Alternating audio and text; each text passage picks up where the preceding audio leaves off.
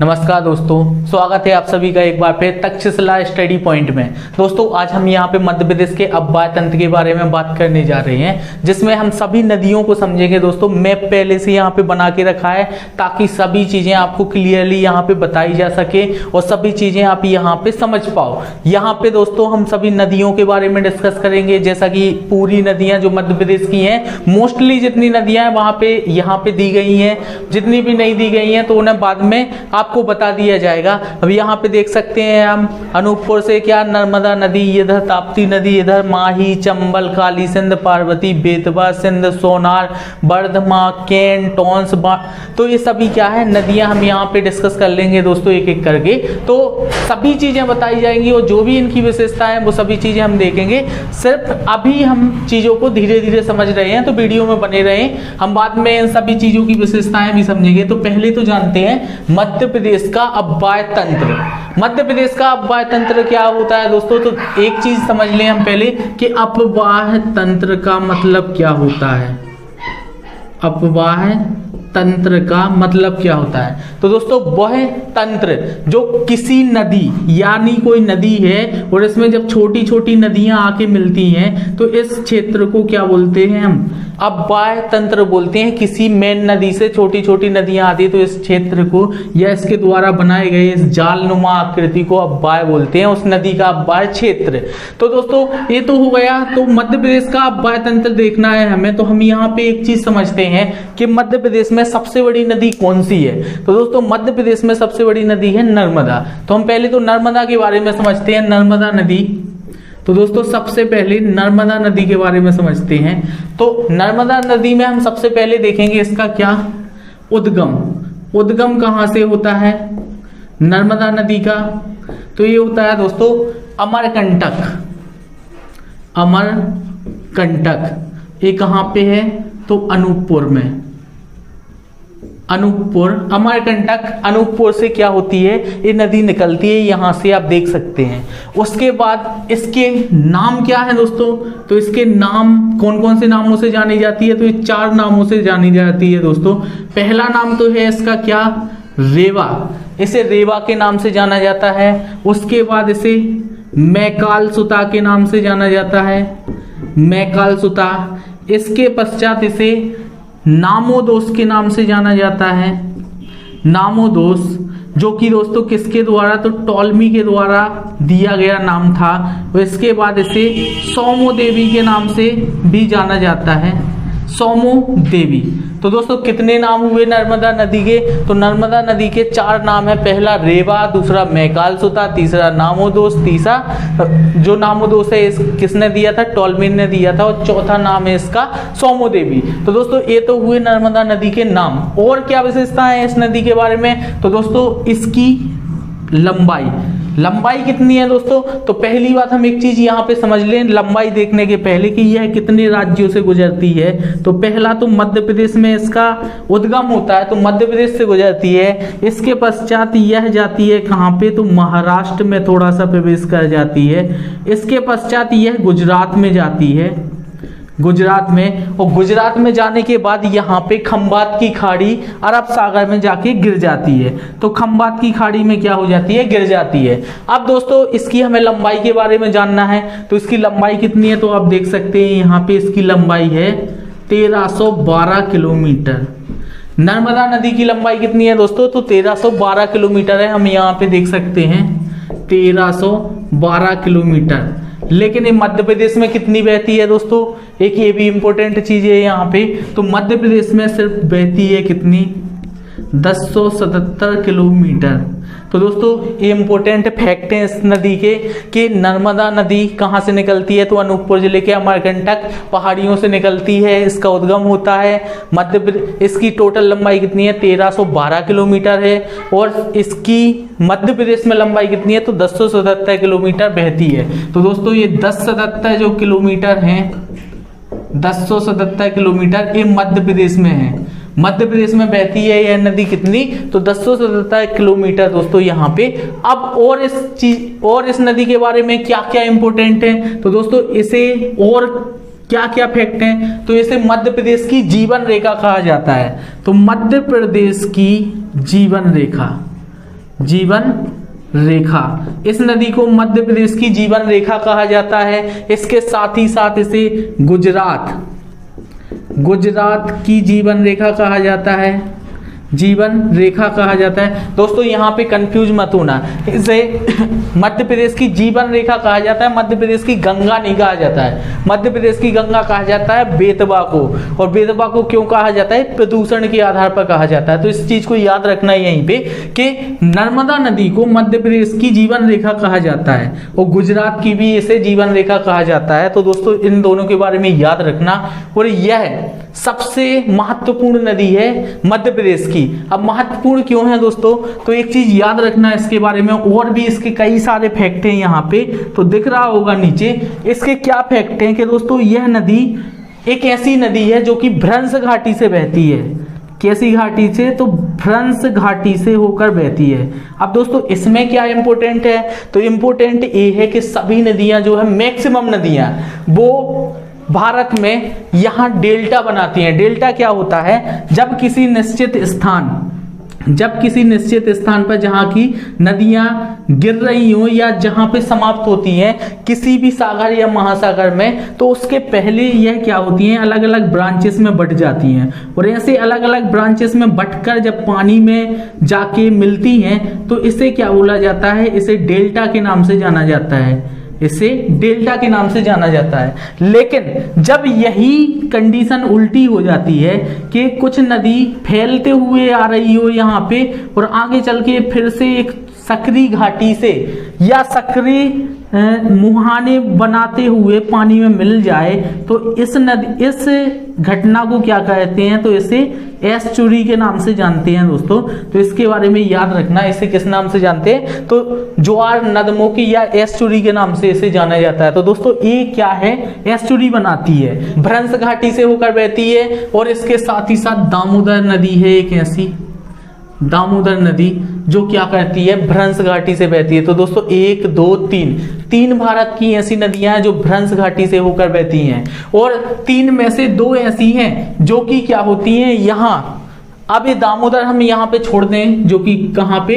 तो ये झारखंड की नदी है। हमें बस इसके बारे में ये सुनना था कि ये 3 नदियां हैं भारत में जो क्या होती हैं? भ्रंश घाटी से बहती हैं। अब भ्रंश घाटी का मतलब क्या होता है ये अभी बता रहे हैं, लेकिन पहले हम इन दोनों चीजों को समझ ले कि ये क्या है। भ्रंश पूर्व से पश्चिम की ओर बहने वाली नदी है दोनों, पहले। दूसरी चीज, ये दोनों किस चीज का निर्माण करती हैं? तो एस्चुरी का निर्माण करती हैं, दोनों डेल्टा नहीं बनाती। इसके साथ ही साथ एक फैक्ट और है इसमें कि यह भ्रंश घाटी का निर्माण करती हैं। तो दोस्तों ये भ्रंश घाटी क्या होती है? तो हम भ्रंश घाटी के बारे में अगर समझें तो जब कोई तल समतल हो, इसके बाद यहाँ पे कोई भाग धंस जाए और इसके बाद आगे फिर से समतल हो, तो दोस्तों यहाँ से जो नदी बहती है, यहाँ से निकलते हुए बहती है, तो ऐसी नदी को हम किस नाम से जानते हैं? ऐसी घाटी को हम किस नाम से जानते हैं? भ्रंश घाटी। जो भाग धंसा हुआ हो, और धंसा हुए भाग में से क्या आता है जब नदी बहती है, तो इसे हम क्या बोलते हैं? इसे हम भ्रंश घाटी के नाम से जानते हैं। तो दोस्तों ये क्या है? ये भ्रंश घाटी में बहने वाली एक नदी है, पहली बात। दूसरी चीज क्या है? यह पूर्व से पश्चिम की ओर बहती है, पूर्व से पश्चिम की ओर बहती है, और लास्ट में मुहाने पर क्या बनाती है? जहां पे खंबात की खाड़ी में ये गिरती है वहां पे एस्चुरी का निर्माण करती है, मतलब इसकी धाराएं सक्रिय हो जाती है। इसलिए हम कह सकते हैं कि एस्चुरी का निर्माण करती है, भ्रंश घाटी से होकर बहती है, मध्य प्रदेश, महाराष्ट्र और गुजरात 3 राज्यों से होकर बहती है। और क्या फैक्ट है दोस्तों इसके बारे में, तो हम यहाँ पे समझेंगे थोड़ा सा कि नर्मदा नदी फिर से देख लेते हैं थोड़ा सा। नर्मदा नदी, इसका उद्गम कहाँ पे होता है? तो अमरकंटक के अनूपपुर से होता है। इसके बाद इसकी लंबाई कितनी है? तो 1312 किलोमीटर टोटल है। लेकिन मध्य प्रदेश में कितनी बहती है? तो 1077 किलोमीटर बहती है मध्य प्रदेश में। उद्गम कहाँ से होता है? तो अमरकंटक के अनूपपुर से हम देख चुके हैं। इसके नाम क्या क्या है? तो रेवा, मैकालसुता, नामोदोस जो कि टोलमी ने दिया था। इसके साथ ही साथ इसका नाम क्या है? सोमोदेवी। इसे मध्य प्रदेश और गुजरात की जीवन रेखा कहा जाता है। इसके साथ ही साथ यह 3 राज्यों से होकर गुजरती है। इसके साथ ही साथ यह क्या है? भ्रंश घाटी से होकर बहती है। इसके बाद यह क्या है? तो एस्चुरी का निर्माण करती है और खंबात की खाड़ी में जाकर गिरती है। खंबात की खाड़ी अरब सागर में जाकर मिल जाती है। चलिए दोस्तों, तो अब हम इस नदी के बारे में थोड़ा सा मैप में समझते हैं और क्या विशेष चीजें हैं इसमें। तो दोस्तों यहाँ पे जहां पे इस नदी का उद्गम होता है अमरकंटक अनूपपुर से, वहां पे इस नदी के द्वारा एक जलप्रपात का निर्माण होता है। तो दोस्तों वह जलप्रपात कौन सा है, तो इसका नाम है दुग्धधारा जलप्रपात।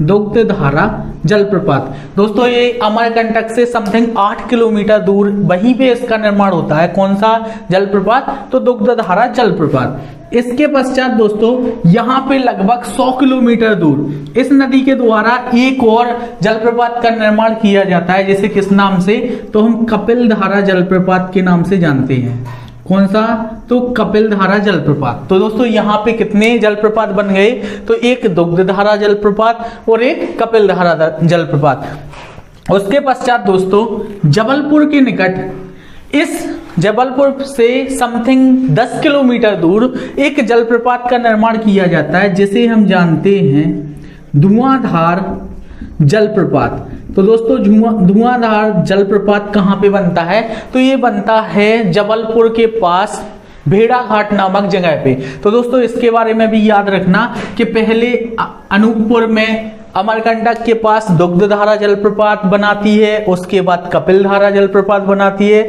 उसके बाद जबलपुर के भेड़ाघाट के पास भेड़ाघाट में एक धुआंधार जलप्रपात का निर्माण होता है। अब इसके साथ ही साथ दोस्तों एक चीज और, इस जलप्रपात की विशेषता क्या है, तो यहाँ पे यह जलप्रपात संगमरमर की चट्टानों के बीच में बनता है दोस्तों। तो ये बहुत ही ज्यादा सुंदर दृश्य बनता है यहाँ पे, तो इसके बारे में याद रखना। उसके बाद यहाँ पे खंडवा में, खरगोन में, यहाँ पे खंडवा खरगोन के समथिंग यहाँ पे एक जलप्रपात का निर्माण करती है, जिसका नाम क्या है, तो सहस्त्रधारा जलप्रपात। तो दोस्तों ये भी इंपॉर्टेंट है, जलप्रपात यहाँ पे इसका निर्माण होता है सहस्त्रधारा जलप्रपात का।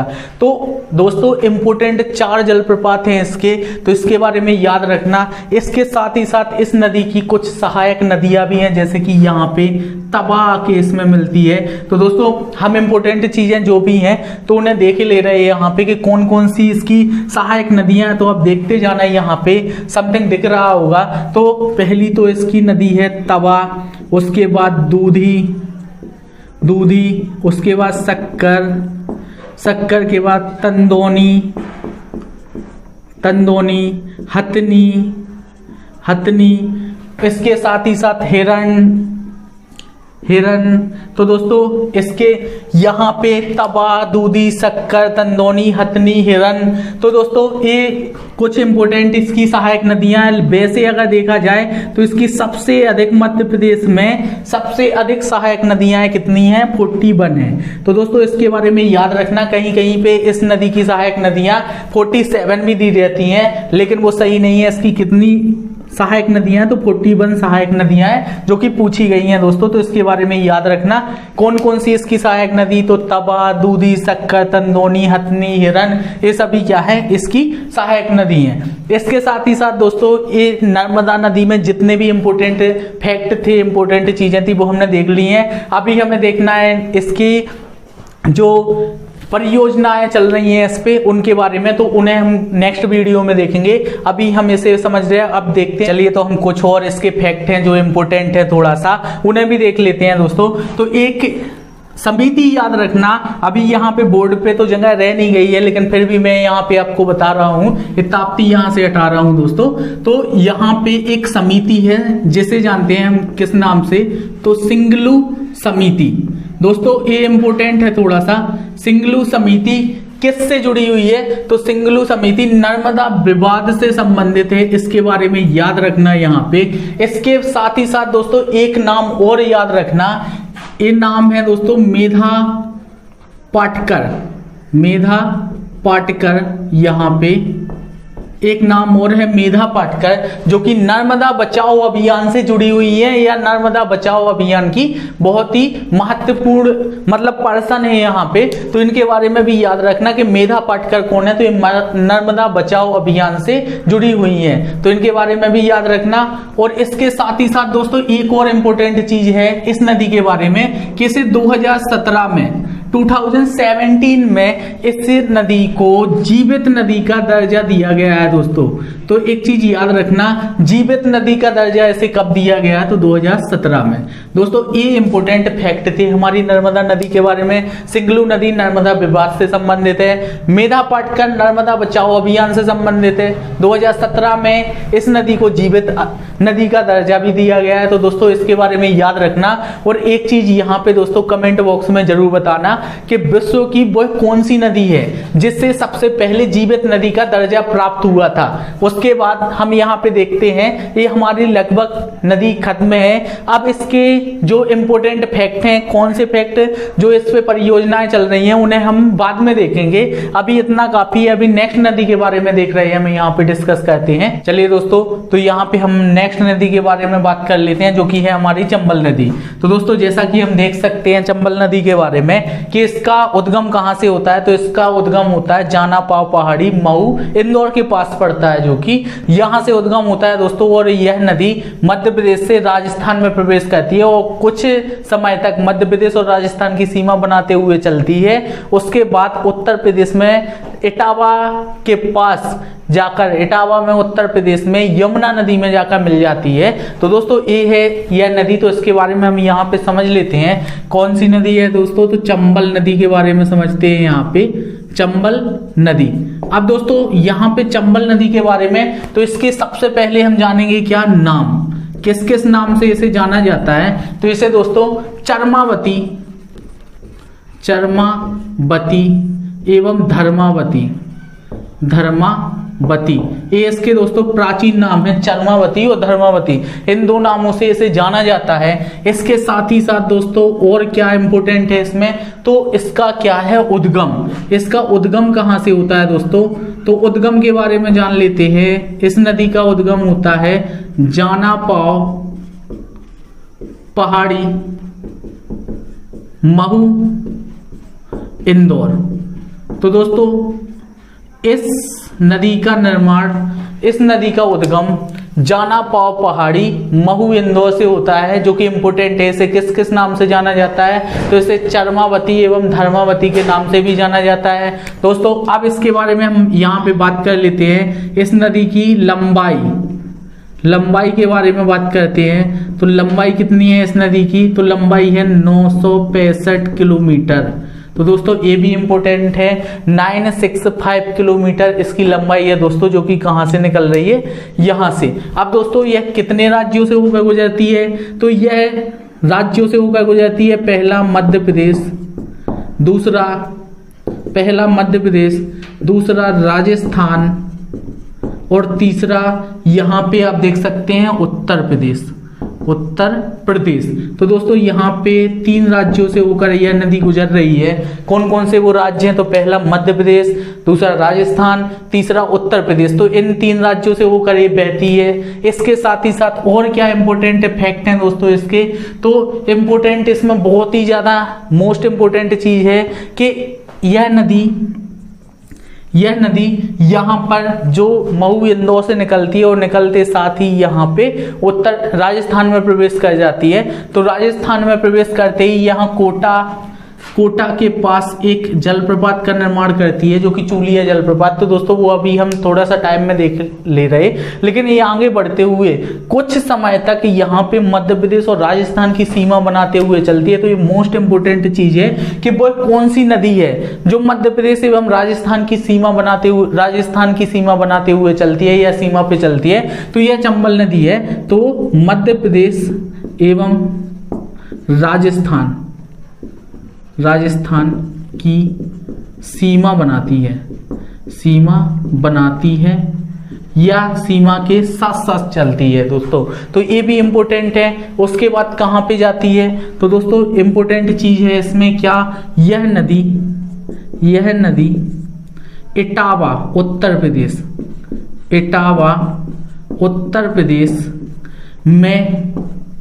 उत्तर प्रदेश में यमुना नदी में मिल जाती है। मोस्ट इंपोर्टेंट है दोस्तों, यमुना नदी में मिल जाती है। मिल जाती है। तो ये भी इंपॉर्टेंट है दोस्तों कि यह नदी इटावा उत्तर प्रदेश में यमुना नदी में जाकर मिल जाती है। तो यमुना नदी में यहाँ पे मिल जाती है दोस्तों। अभी हम यमुना नदी के बारे में पढ़ नहीं रहे, लेकिन यहाँ पे एक चीज समझ लें कि यमुना नदी की एक विशेषता क्या है कि यह भारत की सबसे बड़ी सहायक नदी है। किसकी सहायक नदी है? तो गंगा में मिलती है, तो गंगा की सहायक नदी है, इसलिए यह भारत की सबसे बड़ी सहायक नदी है। तो इसके बारे में इंपॉर्टेंट है, थोड़ा सा याद रखना यहाँ पे। और क्या है दोस्तों चंबल नदी के बारे में? तो चंबल नदी की एक विशेषता और है कि यह मध्य प्रदेश के उत्तरी भाग से बहती है, जो कि यहाँ पे भिंड मुरैना वाले क्षेत्र में बहती है दोस्तों। तो इसके द्वारा मुरैना क्षेत्र में, मुरैना में खास तौर पे सबसे ज्यादा प्रभावित क्या है? तो मुरैना जिला है, जो कि यहाँ पे क्या निर्माण करती है? तो यहाँ पे मृदा अपरदन का एक विशेष रूप, मृदा को अपर्दित करती है एक विशेष रूप, जो कि जैसे हम किस नाम से जानते हैं? तो जैसे हम बीहड़ के नाम से जानते हैं, बीहड़ या मृदा अपरदन कहती है, मृदा अपरदन कहती है, जिसे हम क्या कहते हैं? तो बीहड़ के नाम से जानते हैं, जो कि कैसा अपरदन है? तो दोस्तों इस टाइप से अपरदन करती है यह नदी, ऐसे इसे बोलते हैं हम क्या? अवनालिका अपरदन। तो दोस्तों यहाँ पे अवनालिका अपरदन है। तो यह कैसे? तो यह बहुत ही लंबी लंबी खाइयों या नालियों का यहाँ पे निर्माण करती है। कहाँ पे? खास तौर पे मुरैना वाले जिले में। तो मुरैना सबसे ज्यादा मृदा अपरदन से प्रभावित जिला है, जो कि देश का सबसे ज्यादा अपरदित जिला है। और क्या निर्माण करती है यह नदी? तो यहाँ पे बीहड़ बनाती है, जो कि क्या बोलते हैं? जिससे दस्युओं की आश्रय स्थली बोलते हैं दोस्तों। क्या है? तो यह दस्युओं मतलब डाकुओं की आश्रय स्थली भी इसे बोलते हैं। किन्हें? तो चंबल के बीहड़ों को। तो दोस्तों एक चीज याद रखना कि यह नदी क्या होती है, इधर पे मुरैना जिले, भिंड मुरैना खास तौर पे यहाँ पे पहुंचकर बहुत ही ज्यादा मात्रा में यहाँ पे मृदा को अपरदित करती है। मृदा अपरदन के कारण यहाँ पे बहुत ही ज्यादा क्या बन गए हैं? खड्ड बन गए हैं, जिन्हें हम किस नाम से जानते हैं? तो जिन्हें हम बीहड़ के नाम से जानते हैं। ये विशेष प्रकार का मृदा अपरदन है दोस्तों, जिससे यहाँ पे बीहड़ बन गए हैं और बहुत ही ज्यादा नाली टाइप से बन गई हैं, जिसे हम अवनालिका अपरदन के नाम से जानते हैं। यह भारत का सबसे ज्यादा अपरदित जिला है। तो दोस्तों यहाँ पे याद रखना। और क्या है इधर? तो इसके साथ ही साथ यहाँ पे जो उत्तरी मध्य प्रदेश है, यहाँ पे मिट्टी कौन सी पाई जाती है? तो यहाँ पे मिट्टी पाई जाती है दोस्तों, आप लोग को पता ही होगा, यहाँ पे जलोढ़ मिट्टी पाई जाती है, जलोढ़ मिट्टी। और यही सबसे ज्यादा यहाँ पे अपरदित होती है दोस्तों। तो ये मोस्ट इंपोर्टेंट चीजें हैं। उसके बाद यह नदी कहाँ जाती है? उत्तर प्रदेश में प्रवेश कर जाती है। उत्तर प्रदेश में इटावा के निकट, इटावा में यमुना नदी में मिल जाती है, यमुना नदी में मिल जाती है। तो दोस्तों ये इंपॉर्टेंट है कि यह नदी किस में मिल जाती है? तो यमुना नदी में मिल जाती है। यमुना की सहायक नदी है चंबल नदी। तो दोस्तों इसके जितने भी इंपॉर्टेंट फैक्ट थे यहाँ पे हमने देखे। अभी हम यहाँ पे एक चीज समझ रहे हैं कि यह नदी चंबल यहाँ से गुजरते हुए राजस्थान में प्रवेश करती है, और राजस्थान में प्रवेश करते साथ ही यहाँ पे कोटा जिले में एक जलप्रपात का निर्माण करती है, जिसे हम जानते हैं किस नाम से? तो चूलिया जलप्रपात। तो दोस्तों ये इंपॉर्टेंट है क्योंकि यह कहाँ पे बन रहा है इस नदी के द्वारा? तो यहाँ राजस्थान में। तो दोस्तों इस नदी के द्वारा एक जलप्रपात का निर्माण भी किया जाता है कोटा जिले के पास राजस्थान में, जिसे हम किस नाम से? तो चूलिया जलप्रपात के नाम से जानते हैं। तो दोस्तों इसके कुछ इंपोर्टेंट फैक्ट थे यहाँ पे। क्या इसका नाम चरमावती, धर्मावती, इसका उद्गम कहाँ से होता है? जाना पाव पहाड़ी, मऊ इंदौर से होता है। इसकी लंबाई कितनी है? तो इसकी लंबाई 965 किलोमीटर है। इसे मध्य प्रदेश, राजस्थान और उत्तर प्रदेश 3 राज्यों से ये गुजरती है एवं मध्य प्रदेश एवं राजस्थान की सीमा बनाती है। तो आप देख सकते हैं कि यहाँ कुछ दूरी पर मध्य प्रदेश और राजस्थान की सीमा भी बनाती है। इसके बाद यह यमुना नदी में मिल जाती है दोस्तों। तो आप देख रहे हैं यूपी में इटावा के पास यह यमुना नदी में मिल जाती है। इसके साथ ही साथ मुरैना सबसे ज्यादा मृदा अपरदित जिला है, जो कि भारत में सबसे ज्यादा अपरदन से जो अपर्दन को झेल रहा है दोस्तों, एकमात्र ऐसा जिला है जो बहुत ही ज्यादा मृदा अपर्दन जहां पे हो रही है, जो बहुत ही बड़ी समस्या है इंडियन गवर्नमेंट के लिए और एमपी गवर्नमेंट के लिए भी। ये कहां पे, तो मुरैना में हो रहा है दोस्तों। और कौन सा अपर्दन किया जा रहा है, तो यहाँ पे अवनालिका अपर्दन। और यहाँ पे अवनालिका जो अपर्दन हुआ है, तो जो खाइयां बन गई हैं उन्हें किस नाम से जानते हैं हम, तो बीहड़ के नाम से जानते हैं। और ये बीहड़ क्या है, तो दस्युओं की आश्रय स्थली है, मतलब डाकुओं की आश्रय स्थली है। यहाँ पे बहुत से डाकू रहे हैं दोस्तों, जो कि बहुत फेमस रहे हैं, मैं उनसे कुछ नहीं लेना देना। तो ये है। फिर उसके बाद यह नदी उत्तर प्रदेश में प्रवेश कर जाती है और इटावा में जाकर यमुना नदी में मिल जाती है। तो दोस्तों ये इसकी कुछ इंपॉर्टेंट फैक्ट थे। इसके साथ ही साथ यह कोटा जिले के पास चूलिया जलप्रपात का निर्माण करती है, जो समथिंग 18 मीटर ऊंचा है। तो इसके बारे में भी याद रखना थोड़ा सा। अब दोस्तों और क्या है इस नदी के बारे में इंपॉर्टेंट, तो समथिंग जो भी चीजें थी यहाँ पे ये हो गई हैं। अब इसकी रह गई है क्या, हमारी तो परियोजना है। तो परियोजनाओं को हम थोड़ा सा समय बाद डिस्कस करेंगे यहाँ पे। अब हम इसकी सहायक नदियों के बारे में बात कर लेते हैं। तो यहाँ पे दोस्तों चंबल की जो सहायक नदियां हैं, आप देख ही सकते हैं, यहाँ पे काली सिंध, पार्वती है दोस्तों, छपरा भी है यहाँ पे। तो हम यहाँ पे देख लेते हैं कि पहली नदी है इसकी जो सहायक नदी है वो कौन सी है, तो काली सिंध है दोस्तों। इसकी इंपोर्टेंट है थोड़ा सा सहायक नदियां, क्यों इंपोर्टेंट है, क्योंकि ये मेन नदियां हैं दोस्तों। तो पहली काली सिंध हो गई, दूसरी यहाँ पे छिप्रा हो गई दोस्तों, छिप्रा नदी भी इसी में जाकर मिलती है। उसके बाद यहाँ पे पार्वती हो गई, और इसके बाद यहाँ पे कुआरी नदी। तो दोस्तों ये कुछ इसकी इंपोर्टेंट यहाँ पे सहायक नदियां हैं। काली सिंध भी है, छिप्रा भी है, पार्वती भी है, कुआरी भी है।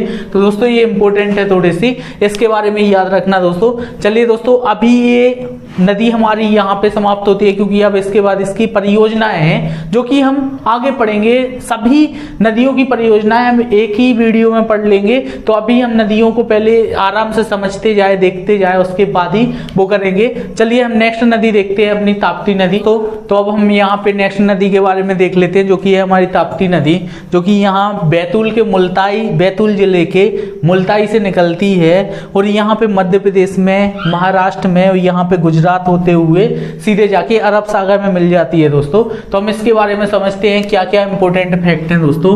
तो सबसे पहले ताप्ती नदी के बारे में समझते हैं यहाँ पे। तो ताप्ती नदी, अब दोस्तों इसके हम पहले तो क्या जान लेते हैं, नाम जान लेते हैं। तो दोस्तों कौन कौन से नामों से यह नदी जानी जाती है, तो यह नदी जानी जाती है दोस्तों यहाँ पे सूर्यपुत्री, इसके साथ ही साथ सुरसुता। दोस्तों याद रखना यहाँ पे कि इसका एक नाम क्या है, सूर्यपुत्री है। इसके साथ ही साथ इसे सुरसुता के नाम से भी जाना जाता है, किसे, ताप्ती नदी को। इसके साथ ही साथ दोस्तों इसका उद्गम कहाँ से होता है, उद्गम स्थल क्या है, तो दोस्तों यह नदी अभी पहले ही बता चुका हूं कि यह नदी बैतूल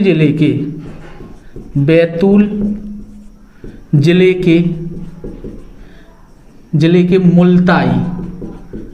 मुल्ताई पहाड़ियों से निकलती है दोस्तों। तो ये इंपोर्टेंट रहेगा, थोड़ा सा याद रखना कि यह नदी बैतूल जिले के मुल्ताई से निकलती है। और इसकी लंबाई कितनी है दोस्तों, यहाँ पे लंबाई, तो इसकी लंबाई दोस्तों 724 किलोमीटर है। तो इसके बारे में याद रखना कि इस नदी की लंबाई कितनी है, 724 किलोमीटर है। और क्या इंपोर्टेंट है दोस्तों, तो एक चीज याद रखना कि यह नर्मदा के जैसी ही पूर्व से पश्चिम की ओर बहने वाली नदी है दोस्तों। तो यह पूर्व से पश्चिम की दिशा में बहती है, पश्चिम की दिशा में बहने वाली नदी है। ये इंपोर्टेंट है दोस्तों, पूर्व से पश्चिम की ओर बहने वाली नदी है। इसके साथ ही साथ दोस्तों और क्या इसमें इंपोर्टेंट है, तो दोस्तों इसमें मोस्ट इंपोर्टेंट है कि यह क्या करती है, यह भी एक भ्रंश घाटी से होकर बहती है, भ्रंश घाटी का निर्माण करती है, या भ्रंश घाटी से होकर बहती है। तो ये इंपोर्टेंट है दोस्तों कि यह नदी भी एक भ्रंश घाटी से होकर बहती है। इसके साथ ही साथ अरब सागर में गिरने से पहले यह क्या करती है, तो यह भी एस्चुरी का निर्माण करती है। तो दोस्तों मोस्ट इंपोर्टेंट चीज है यहाँ पे कि दो नदी हैं जो पूर्व से पश्चिम की ओर बह रही हैं यहाँ पे, और दोनों नदी क्या है तो डेल्टा का निर्माण नहीं कर रही हैं, क्या कर रही हैं तो एस्चुरी का निर्माण कर रही हैं। जैसा कि मैं पहले ही बता चुका हूं कि एस्चुरी होती क्या है। तो दोस्तों ये इसके इंपोर्टेंट फैक्ट हैं, पूर्व से पश्चिम की ओर बह रही है, एस्चुरी का निर्माण कर रही है, भ्रंश घाटी से होकर बह रही है। तो दोस्तों ये इंपोर्टेंट है थोड़ा सा। और क्या इसके बारे में इंपोर्टेंट है चीजें, इसे भी हम यहाँ पे समझ लेते हैं। तो दोस्तों पहले हम इसके बारे में रिकॉइल कर लें और क्या क्या चीजें थी। तो ताप्ती नदी, इसके नाम थे दो, एक तो सूर्यपुत्री, एक सरस्वती के नाम से इसे जाना जाता है। उद्गम कहाँ से होता है तो बैतूल जिले के मुल्ताई से होता है। इसकी लंबाई कितनी है तो 724 किलोमीटर है। इसके बाद यह पूर्व से पश्चिम की ओर बहती है। तो दोस्तों यह है, इसके साथ ही साथ भ्रंश घाटी से होकर बहती है। इसके साथ ही साथ यह क्या करती है तो एस्चुरी का निर्माण करती है। अभी हम और चीजें इसके बारे में समझ लेते हैं दोस्तों। तो इसकी सहायक नदियों के बारे में बात करते हैं। तो दोस्तों ये की नदी इसकी सहायक याद रखना है आपको। इसकी सहायक नदी है एक कौन सी तो पूर्णा एक सहायक नदी है इसकी, जो इंपोर्टेंट है दोस्तों। इसके अदरवाइज इस नदी में अभी तो कुछ भी इंपोर्टेंट नहीं है, बस इसकी जो इस पे परियोजनाएं चल रही हैं उनके बारे में हम जरूर देख लेंगे। और दोस्तों इसके साथ ही साथ आज का हमारा ये नदियों का फर्स्ट पार्ट वीडियो समाप्त होता है दोस्तों।